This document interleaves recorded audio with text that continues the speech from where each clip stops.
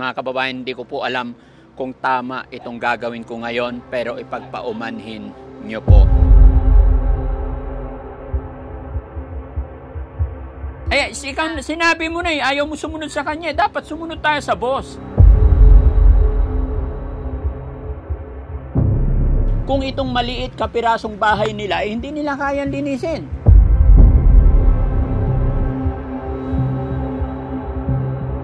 Hindi. Pag ako maglalabas nito isang araw lang, linis na to Kapapabayaan nyo yan. Daig nyo pa yung daga mag-ipon ng abubot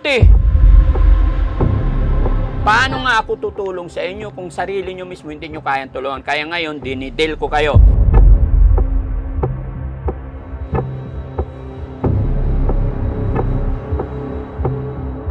Ikaw ay inspirasyon sa kababayan, mga mahirap ay iyong dinadamayan. Sana ay hindi ka magsasawa, Panginoon na ang magbalik ng biyaya. Daddy Frankie, Daddy Frankie, Daddy Frankie, believe ako sa'yo. Daddy Frankie, Daddy Frankie, Daddy Frankie, salamat sa iyo. Daddy Frankie, Daddy Frankie, Daddy Frankie, believe ako sa'yo.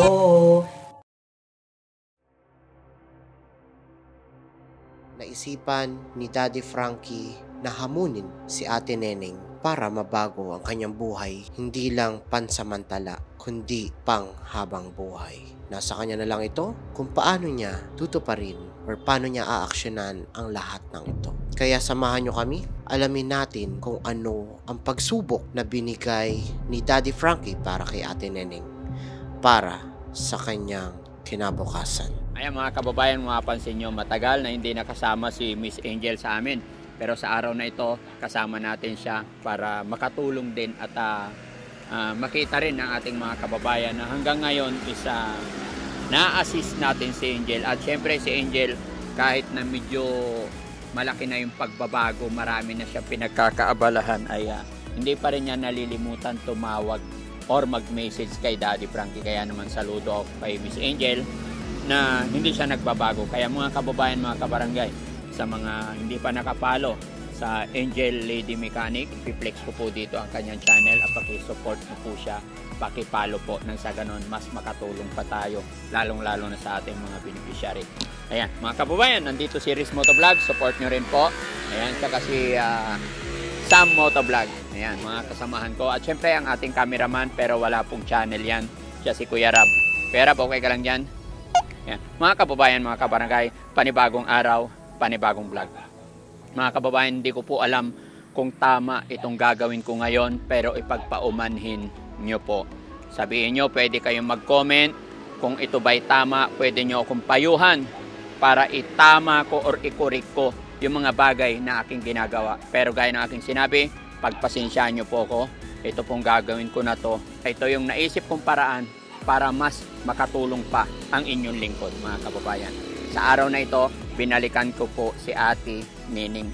Yung na-vlog ko po nakaraan na may sakit, tapos hindi siya natatanggap sa mga ina-apply niya dahil medyo na-discriminate ika nga. Pero sa naisip kong paraan, medyo dahil nung nagpunta ako, mga kababayan, wala silang kabigas-bigas, wala kahit toyo, wala. Paano nga ba tayo makakatulong, mga kababayan, sa mga ganong sitwasyon? Although medyo malakas pa sila at tatlo nga sila magkakapatid, may bahay naman, di ba? So, nag-isip ako kung paano nga ba makakatulong na hindi panandalian lang. Ang gusto kong itulong sa kanila ay yung kahit wala na po ako or kahit hindi na ako nakakabalik sa kanila is nakakatulong pa rin sa kanila. Kaya mga kababayan, ano nga ba ang nasa isip ni Daddy Frankie? Samahan nyo po ako. Gaya ng aking sinabi, mga kababayan, pwede nyo pong i-comment kung ano pa yung mga suggestion ninyo at pwede nyo rin pong sabihan ako sa comment section kung ano nga ba at kung mali ako. Nang sa ganon, may kukorek ko po ang aking sarili. Yan. So samahan nyo ako, mga kababayan. Wala akong pasabi or what na nandito kami. Pero baba mo yung bigas para ibigay natin. Salamat.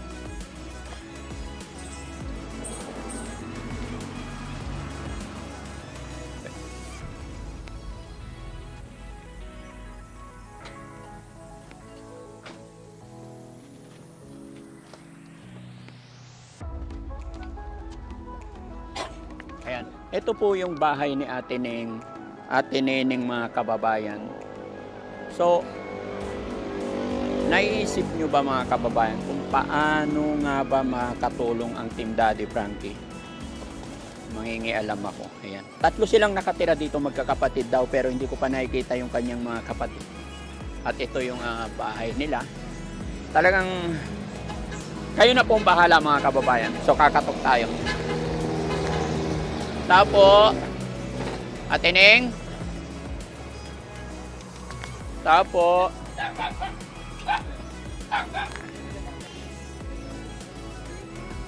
Teneng, andyan ka? Andyan.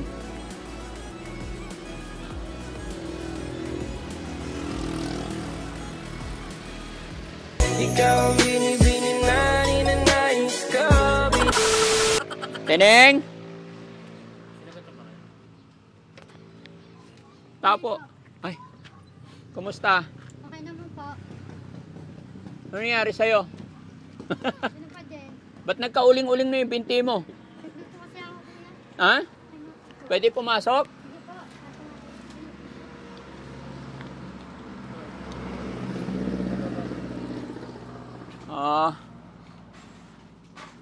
Pasok tayo.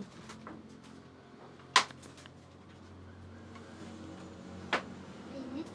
Mainit. Buti nakakatiis ka dito, ganito kainit. Ako, ganun lang talaga kuya. Ha? Ganun lang talaga. Ba't nakabalabal ka? Wala akong ano yun. Wala kang? Damit. Paikot ka nga. Meron? Ako kuya, wala nga lang akong bra. Ah, wala kang bra. Bakit di ka nagbabra? Mainit. Ah, pag mainit, hindi na nagbabra. Ako. Sensya na kayo dito. Okay lang. At anong may dala akong bigas dito. Pasok mo yung bigas. Ayan. Ayan. Kasi yung unang punta ko, sabi mo wala kayong bigas. Okay. Okay. 25 kilos. Sana makatulong. Opo. Pero atin may problema kasi ako. Bakit po? Parang ako yung may problema. Hindi naman totally problema. May kasama ka dyan? Nani? Ay, kapatid mo. Ate Joy, pwede kang lumabas? Joy, tawag ka. Joy, liga dito. Ate Joy, halika, okay lang. Joy, liga. Ayan. Nagising lang niya. Kagigising lang. Hi, good morning Ate Joy. Kumusta po? Sino panganay sa yung dalawa? Ako. Siya kuya. Tapos ikaw. Tapos yung lalaki, ilang taon? 25 years old kuya. 3 kayo magkakapatid. 5 kuya. 5? Opo. Asan na yung 5 magkakapatid? Nandun sa Maynila. Yung kuya, yung pangalawa nandun sa Maynila, yung panganay, nasa trabaho niya kuya. Oo. Pero yung 5 na yon, Kami yung 5 kuya. kayong 5. Yes. Kasi yung mali, dapat kami. Kuya, namatay dapat yung 6 kami namatay yung panganay. Oo. Pang-5, namatay. Yung pang-5 namatay, yung pang-6 Nabuhay. nandun. Pinag- Gumagawa ng cabinet. Gumagawa ng cabinet. Opo. So ito, ilan ang nakatira totally? Tatlo lang. Kami kuya rito ang nakatira magkakapatid. Yung lalaki. Opo. Ilang taon yung lalaki nakatira dito? 25. Dito talaga ang bahay niya. Opo. Dito talaga kuya. Pero binata rin yon. Opo. Wala nga lang trabaho eh. Wala rin pa kami trabaho. kuya eh. Ikaw ate, wala rin trabaho. Wala rin po kuya. Bakit late ka na gumising? Upo ka ate. Kasi na kuya. Di, ikaw upo ka lang ate. Ayaan nyo ako. Upo lang kayo dyan. Pasensya na. Mga naistorbo namin tulog. Anong oras na ba? 2:00. Business kuya. Alas 2 na kuya? Hmm? Alas 2 na? Oo. Nakagising ko lang. Aba. Kami na siya kasi Ano pinagkakaabalahan mo ate? Bakit 2:00 ng hapon ka gumising? Ano po, cellphone niya. Data. Ha? Data. Data. Opo. Ba't hindi ka naghanap ng trabaho? Para... Dati kuya, may trabaho ko. Pinaalis lang ako. O ngayon, Sinasaktan po siya Kasi ng po amo kaya niya. sinasaktan ako ng amo ko. bakit? Sinasabunutan siya. Nasa bunutan. Bakit? Ba't kasi nasa bunutan? Kasi ayoko sumunod sa kanya. Maldita ka pala eh. Hindi naman kuya, hindi ako yung maldita, siya yung Eh, sinabi mo na eh, ayaw mo sumunod sa kanya. Dapat sumunod tayo sa boss. Pero dati yun kuya, pero ngayon hindi na. Di tayo. Okay na. Okay na yun. Pero dapat naghanap ka na ng panibagong trabaho. Nung buhay pa si mama, magkasama kami sa trabaho sa Maynila. Nung namatay na, Namatay na, hindi na. Hindi ka na nagtrabaho. Mula noon hanggang ngayon. Bakit di ka nagtrabaho? Bakit? Hindi na eh. Walang ahas dito? Wala Pero po kuya, grabe ka naman. Sabi ni ate nung unang punta ko may ahas eh. Sa ilalim kuya. Sa ilalim. O, so, hindi ako pupunta sa ilalim. Dito lang ako sa ano. Hindi Kuya, naman. pasensya ka na dyan madumi yan. Hindi, okay lang yan. Hindi na importante yung... Ay! Ay.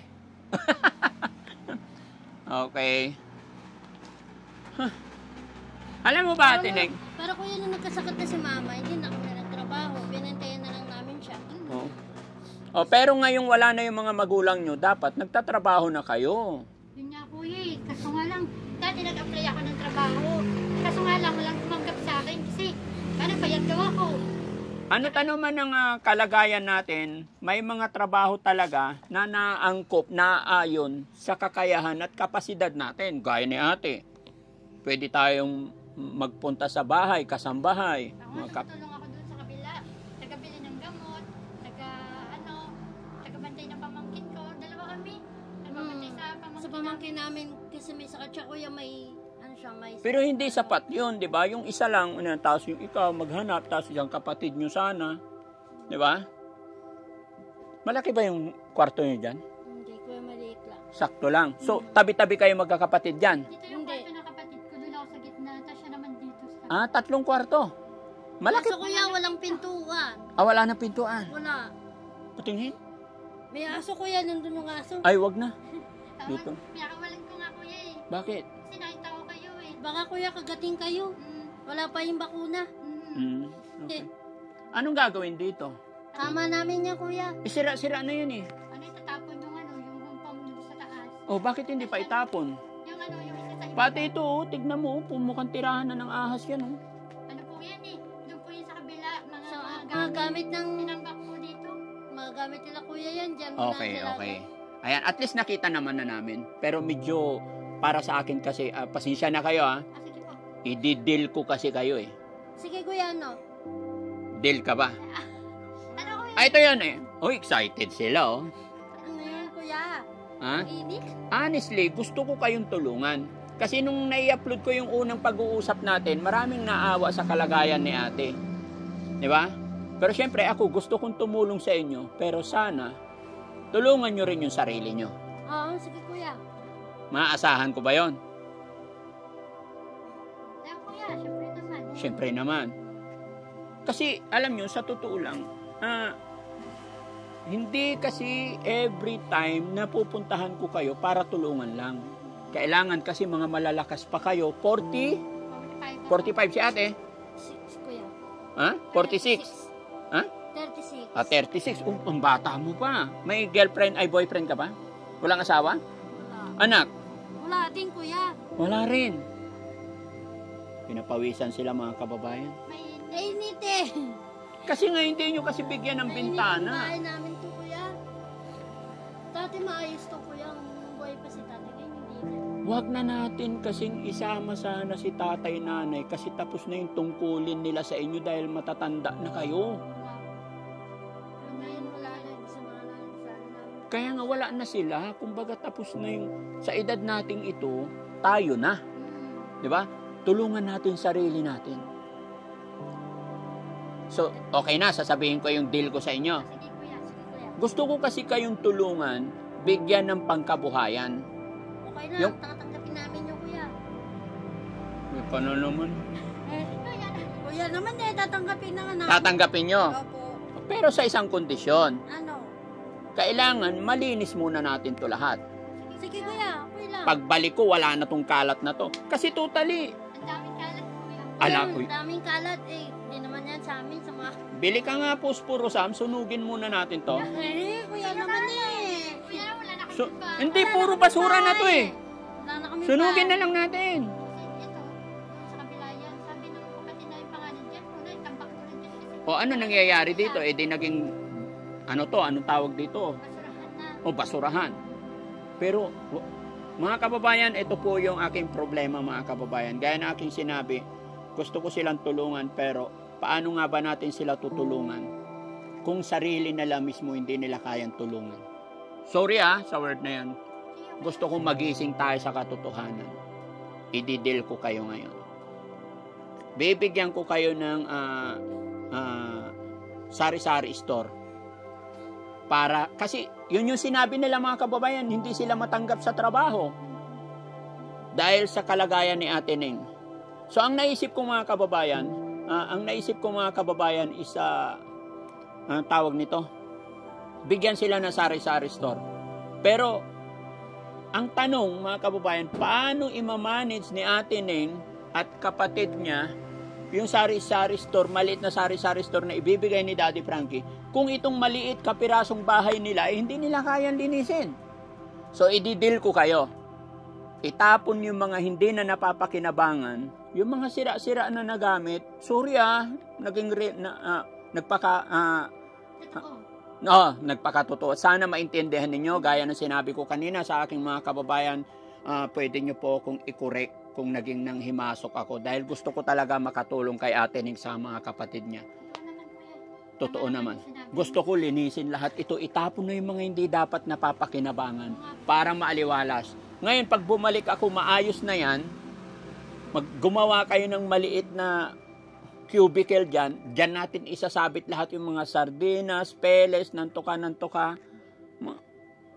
asukal, kape, yung mga pangangailangan. So pag nagdala ako dito na hindi pa nalinis, malamang sa malamang ngat-ngatin ng daga. So kailangan linisin muna natin at magpagawa tayo dyan, magpagawa kayo kahit tapos lagyan ng shelf, screen. Di ba? Pwede pa to maayos lang to basta magkaroon lang ng bintana. Pwede ba yon mangyari? Oo, kuya. Ilang araw? Ay, kuya, hindi ka kaya. Hindi namin, kuya. Kaya nga tinatanong ko kung ilang araw Siguro, kuya. Siguro ano kuya, siguro? Mga isang linggo. Hindi. 7 days. Hindi kakayanin. 10 days. Mga siguro kuya, 2 buwan siguro. Grabe naman yung 2 buwan. Kuya, kasi tingnan mo na, dami pa. Hindi. Pag ako maglalabas nito isang araw lang, linis na to Ibenta nyo ng mga abubot yung hindi na mapapakinabangan. Isang araw lang. Ako nito, 2 puspuro lang to. Joke. Joke lang. Ikaw naman. Kuya Okay, deal tayo. Sa tingin nyo mga kababayan, kaya ng magkapatid na to, 3 sila dito Lilinisin nyo lang. Siguro natin Ha? Kami dalawa lang. Kaya namin to, kuya. Oo. Kaming dalawa.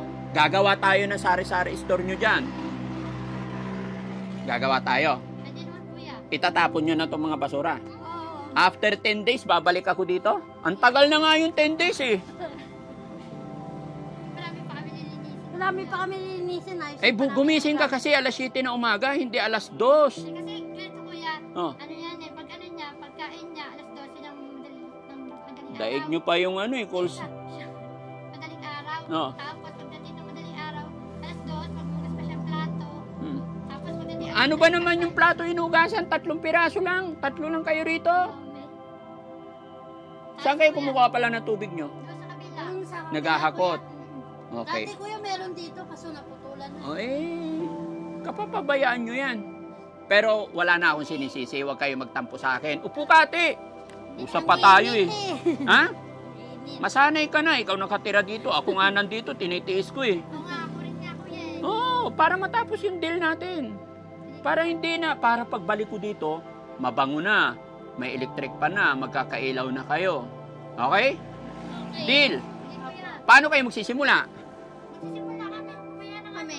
Bibili pa kami ng sako. Bukas kuya. Oh, Bukas ilinisan na namin to. Bukas. lilinisan.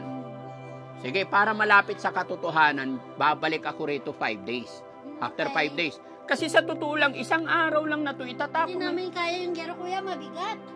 May kapatid kayong lalaki. Anong gusto mo?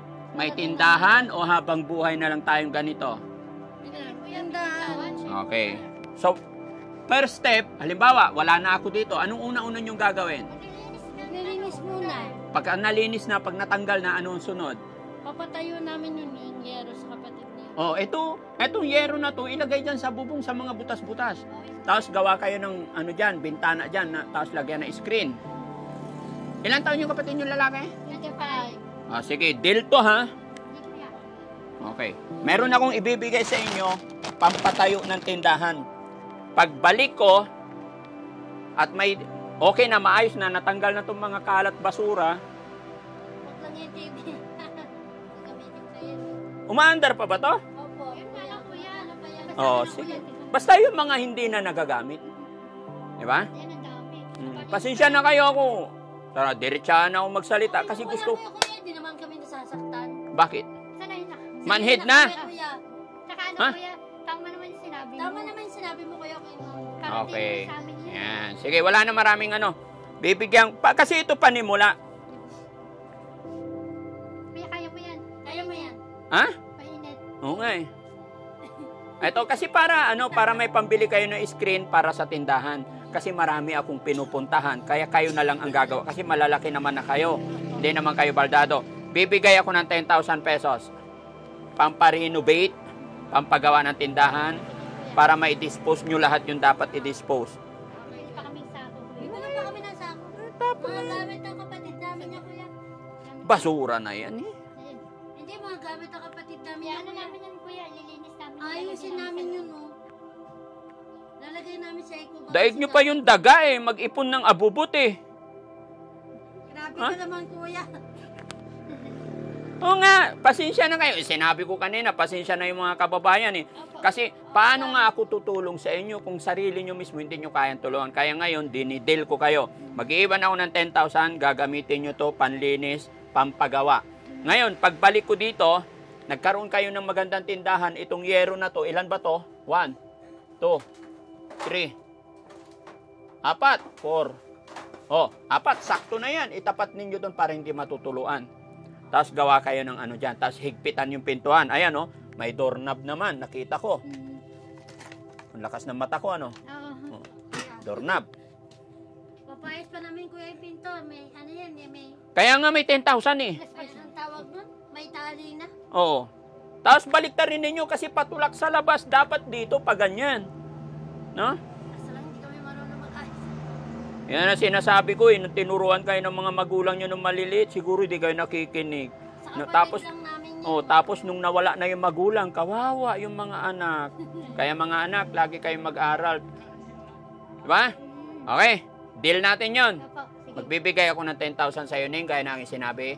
Huwag kang magalit sa akin. Okay lang kuya. Gusto Kuya, ko, hindi naman kami nagagalit. gusto ko mabago. Oo, sa inyo madali sabihin, pero yung mga manunood, gusto ko maintindihan din nila kasi sigurado yan, marami magalit sa akin. Hindi naman Ito, kuya. 10,000 bilangin ko para maliwan.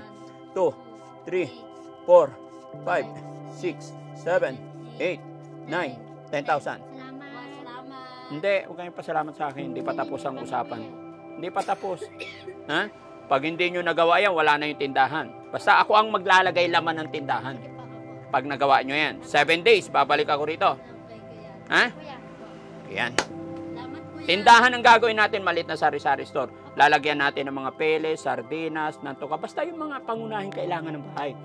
Tapos sunod, pag medyo nakabenta na, bili tayo styro, bili tayo yelo, may soft drinks na rin dyan, mga ganyan, mga inumin. Tama. Kasi malaki ang kita natin sa mga inumin, lalo na pag mainit. Ingatan nyo yung pera. Ha? Saka yelo. Ate Neng, ikaw mag-iingat ng pera. Ingatan mo yan. So, anong unang gagawin mo pag alis ko? Linis, kuya. Maglilinis na. Magbra ka. Oo nga kuya, mainit. Kaya nakaganito ako kuya. Total. Ha? Kaya nakaganito kasi wala nga ako.